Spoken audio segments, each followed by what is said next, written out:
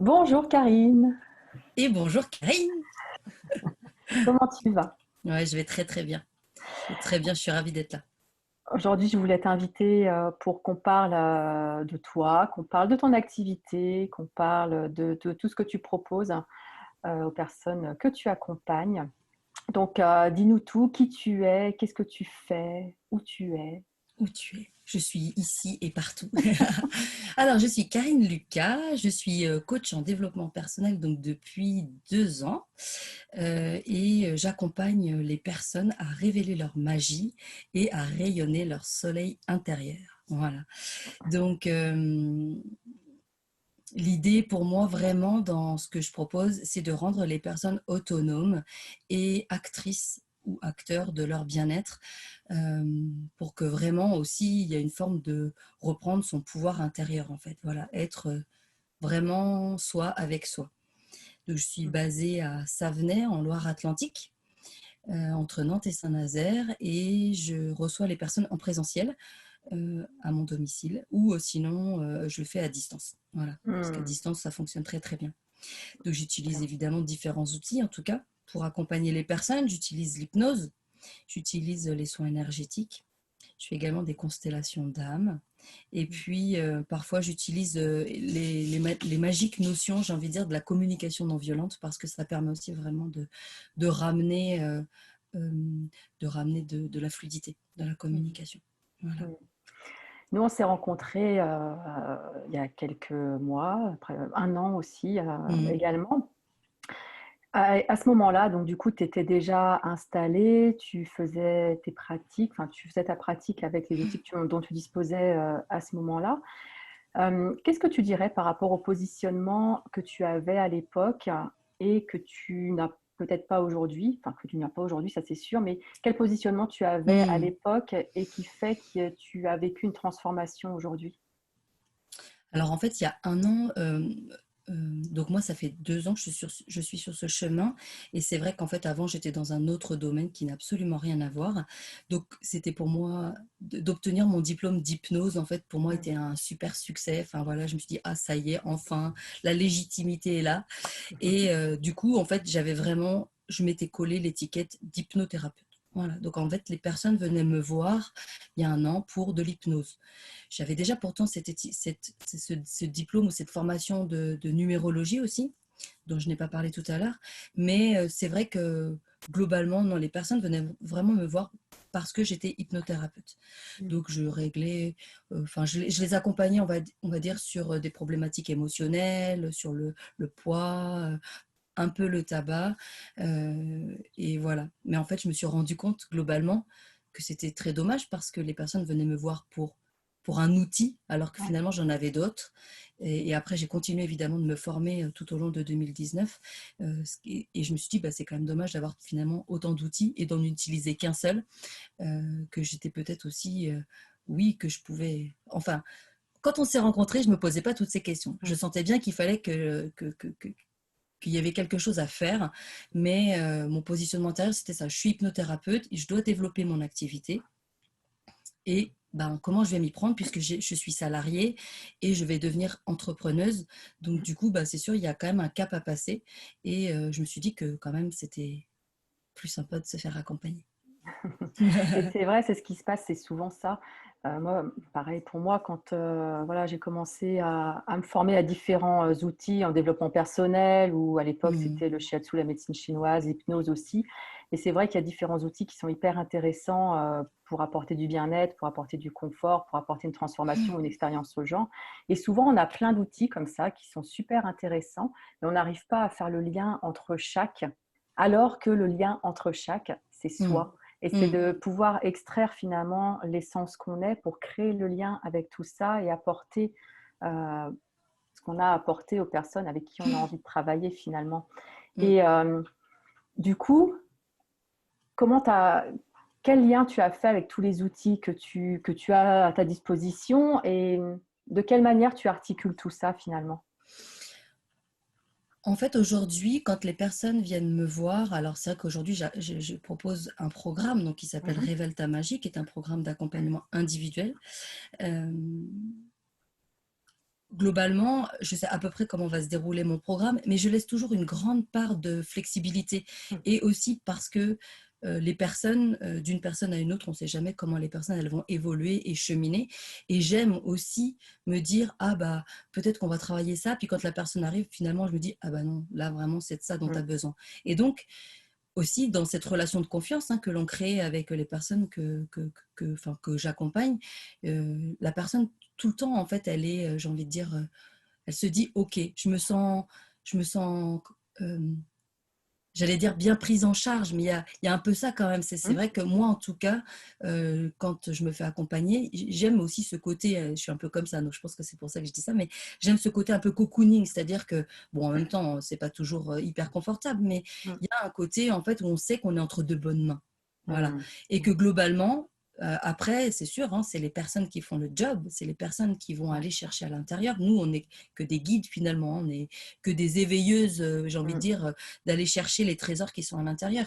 Mais oui, c'est vraiment ça, c'est, c'est de se laisser cette part d'ouverture, en fait, de flexibilité et de dire, ah attends, je vais faire ça, attends, tiens, là, on va faire un soin énergétique, non, Ouais. là, on va faire plutôt une séance d'hypnose. Et voilà, et en fait, globalement, ça, en fonction de ce qu'on a fixé comme objectif au départ, la personne, en fait, globalement, c'est fluide, en fait. Mmh. Et c'est ça qui fait la richesse, c'est de pouvoir justement être ouverte à l'autre de cette manière-là, de pouvoir aussi avoir cette sensibilité, ces ressentis et de savoir quel outil utiliser à quel moment. Et c'est ça qui est intéressant, voilà, quand on a différents outils, quand on a ces personnes en face de nous, de faire le choix le plus Mmh, approprié, celui qui est pertinent, cohérent en fait dans le cheminement de la personne. Et ça, c'est la exactement. richesse tant des outils qu'on a, parce qu'encore une fois, ce ne sont pas les outils qui sont les plus Mmh, importants, mmh, c'est soit la personne et qu'est-ce qu'on va utiliser à tel moment pour répondre au mieux aux besoins de la personne à l'instant exactement. T en fait. Et c'est vrai que d'une séance à l'autre, finalement, tu peux avoir prévu de te dire, OK, à ce moment-là, on va utiliser tel outil. Et il y a un cheminement qui se fait, il y a une progression qui se fait. Et ce Mmh, qu'on avait prévu, finalement, n'est peut-être pas le plus pertinent à l'instant T. Et ça, c'est exactement. chouette d'avoir cette ouverture, ces ressentis. Et quand on parle justement de sensibilité ou d'hypersensibilité, qui pour beaucoup peut être perçu comme un inconvénient, comme quelque Mmh, chose qui va nous freiner, et ben, ici, justement, c'est de pouvoir utiliser cette richesse, parce que pour moi, l'hypersensibilité, je considère ça comme une richesse et je vous apprends aussi à toutes vraiment ah oui. de voir ça comme une richesse, cette caractéristique qui Mmh, est la nôtre, de pouvoir ressentir les choses parce que ça permet aussi d'accompagner la personne, d'être dans mmh. cette empathie. Ah oui, oui, bien sûr, hein, l'empathie, enfin, c'est ça.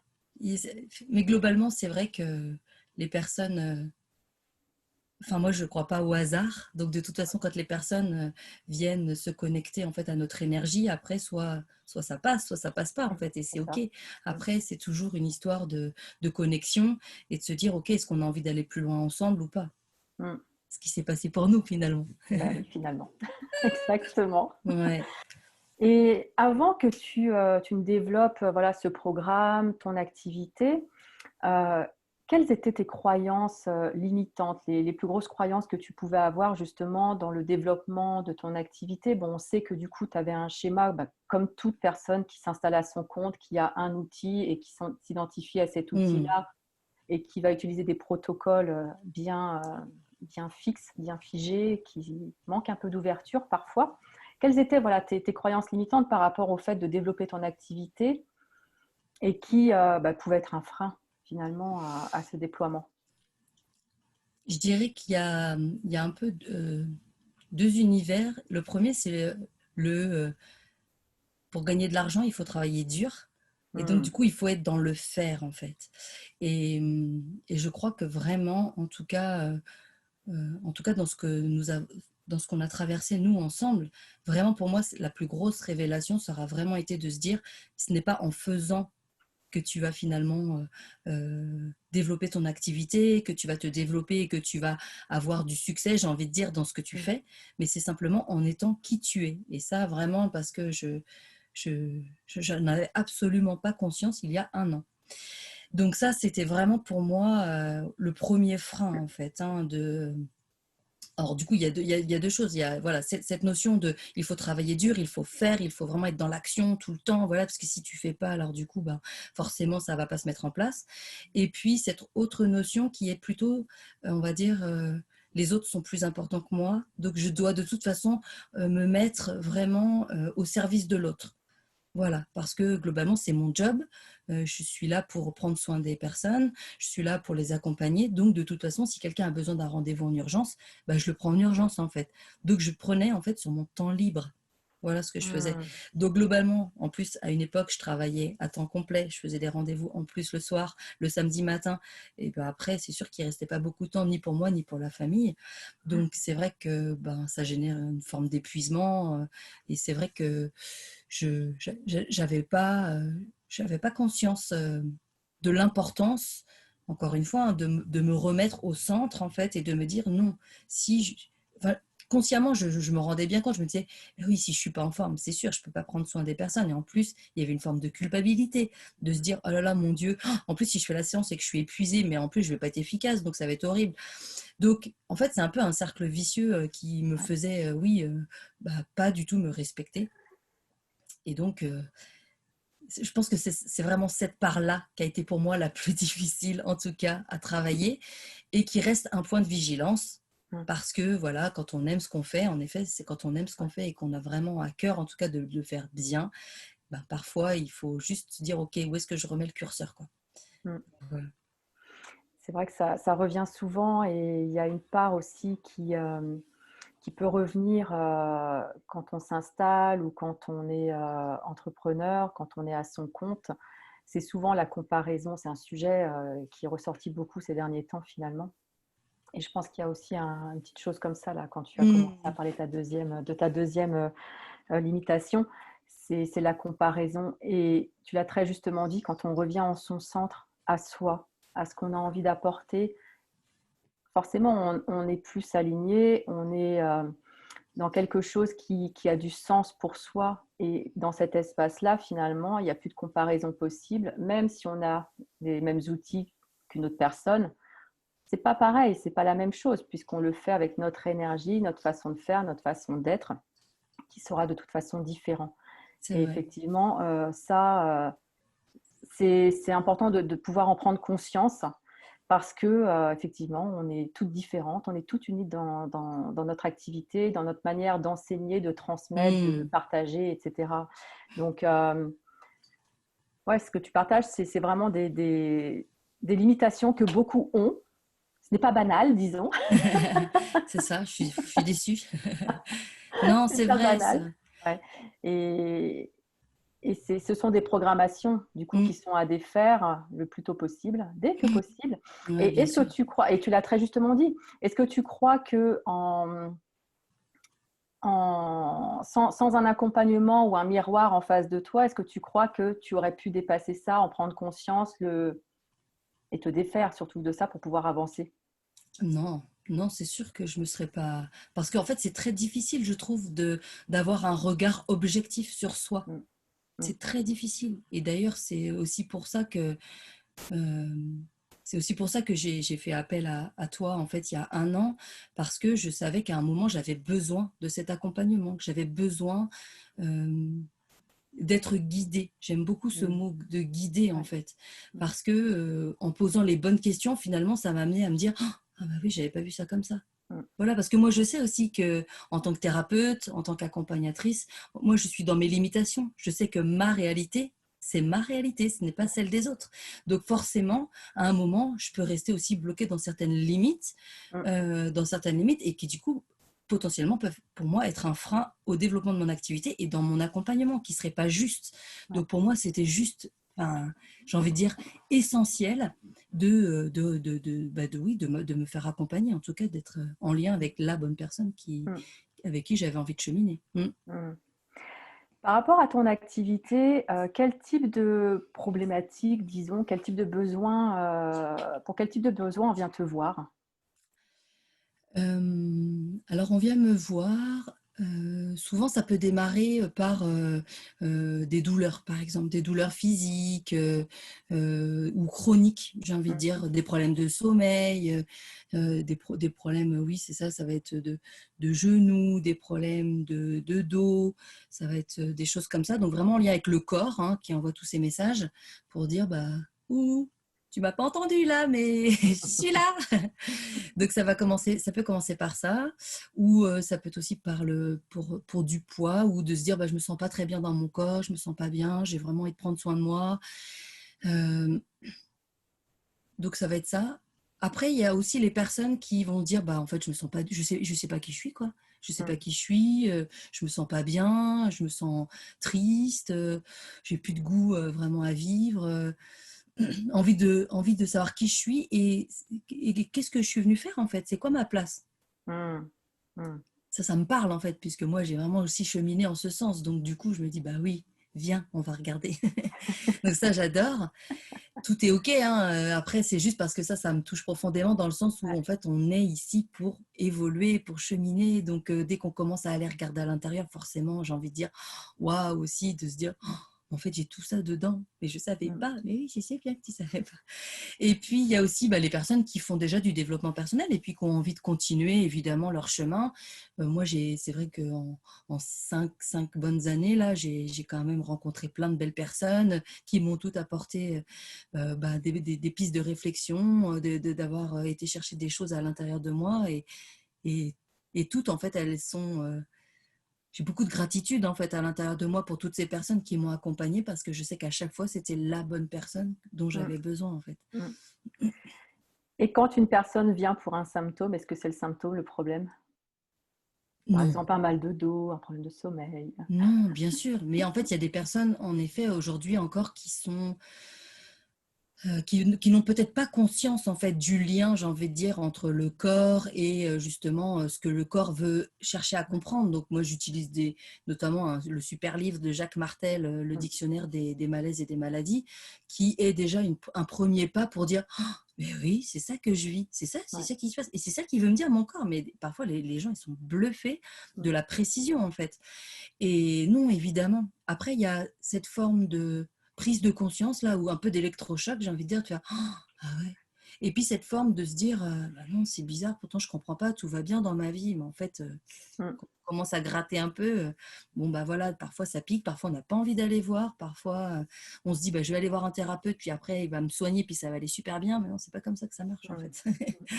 Donc, Exactement. voilà. Mm. OK. Qu'est-ce que tu apportes, on va dire, qu'est-ce qui fait, ta différence par rapport à d'autres personnes qui auraient les mêmes outils éventuellement? Ben, j'allais dire une bêtise. Je suis magique. On révèle Voilà, ta magie avec une c'est magicienne, ça, évidemment. Non, je plaisante. exactement. Un jour, j'avais fait un petit travail d'ailleurs pour savoir comment les gens me percevaient en fait, parce que souvent, encore une fois, c'est vrai que c'est difficile de. On a toujours, moi, j'aime beaucoup ce côté humble, mais en même temps, c'est aussi un peu parce que j'ai pas trop envie de me la péter. Donc du Mmh, coup, mais c'est vrai qu'à un moment, il faut prendre conscience de qui l'on est et de la valeur aussi que l'on a. clairement. Et ce qui est vraiment ressorti. Enfin, on va dire quasiment dans tous les témoignages, c'était qu'il y avait une générosité de cœur, Mmh, une forme d'empathie, voilà, de la douceur, de la bienveillance. Et c'est vrai que j'aime, c'est ce que je disais tout à l'heure, j'aime envelopper, en fait, j'aime cocooner un peu les personnes. Et en même temps, quand il faut mettre des coups de pied aux fesses, j'ai pas de problème à le faire parce que aussi, ce n'est pas que en allant dans le sens. C'est-à-dire que moi, je ouais. suis pas là pour dire aux personnes ce qu'elles ont envie d'entendre. Je suis là pour, en fait, pour les accompagner et à un moment qu'elles avancent pour elles. Mmh, Donc, en fait, on peut le faire avec douceur et bienveillance. Et puis parfois, bah, ça pique un peu, mais c'est bon en tout cas parce que ça, c'est ce qui est juste et c'est ce qui mmh, fait grandir surtout quoi.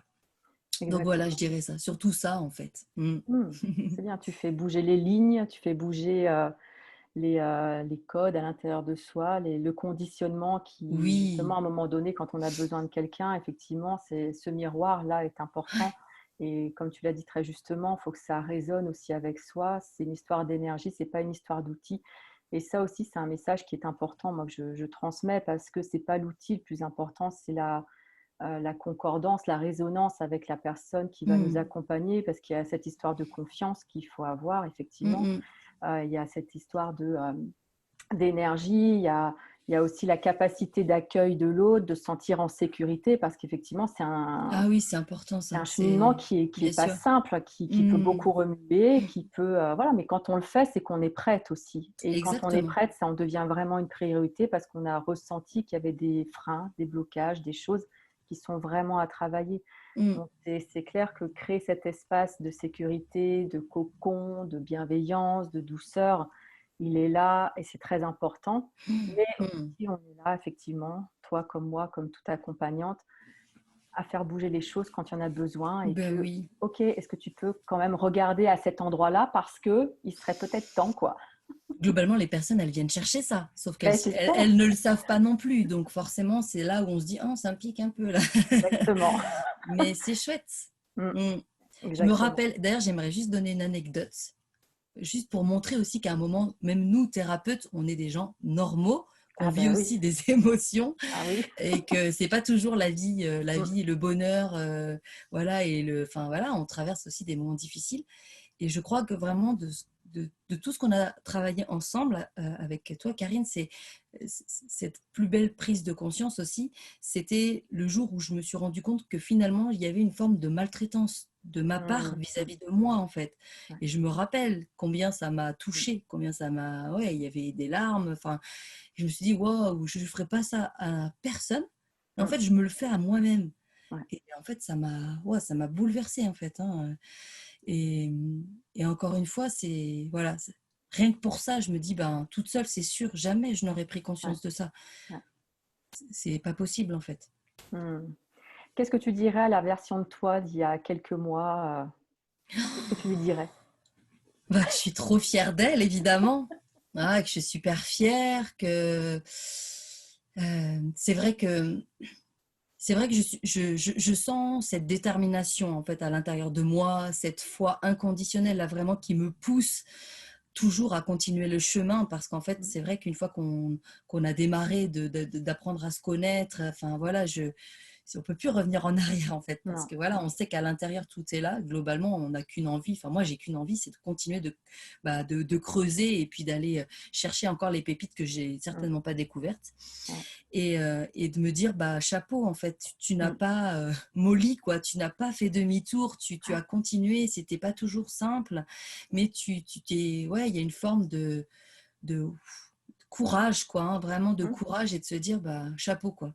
Donc je suis bien fière d'elle en tout cas. Mm. Super. Mm. Où est-ce qu'on peut te retrouver du coup, Karine? En Alors, ligne? ouais, on peut me retrouver donc sur ma page Facebook, Mmh. Holy Coach Karine Lucas. Sinon, j'ai un site web tout neuf. C'est www.holycoach du 6 Karine Lucas tout attaché.com. Voilà, Je mais vous mettrai retrouverez. je Ouais, mettrai les allez, liens. pas de souci. Et puis sur Instagram, mais tout est fusionné, donc voilà. Super. Je te remercie, Karine, pour Ouais, ce merci à moment toi. partagé Mm, avec toi, pour ces pépites que tu as partagées merci et beaucoup en tout cas. qui va permettre aussi à beaucoup de se reconnaître dans ce que tu as vécu et puis peut-être dans son avancée en tant Mm. qu'entrepreneur, qui est un cheminement en soi. C'est une belle révélation aussi de soi parce que Mm. entreprendre, ça demande aussi d'avoir Oui, du bien sûr. recul et c'est un vrai travail de développement personnel à différents niveaux. Oui, tout à fait. En tout cas, juste pour conclure, je dirais Ouais, juste osez en fait, osez, allez-y, en fait, les peurs, beaucoup des peurs sont vraiment illusoires et franchement, posez-vous toujours la question de ce que vous risquez à le faire et ce que vous ouais. risquez à ne pas le faire. Parce qu'encore une fois, enfin, pour l'instant, j'ai envie de vous dire qu'on n'a qu'une vie, même si on en a déjà eu plein, Mmh, mais on n'a qu'une vie là, et là, on n'a mmh. plus de temps à perdre. Donc, allez-y, en fait, réalisez-vous, donnez-vous de la joie, du bonheur, du plaisir, et puis faites votre chemin, en tout cas, comme dans votre cœur, ça résonne, quoi. Très beau message de fin. Yes, Je te merci, remercie, à à très bientôt, bientôt, au au revoir. revoir.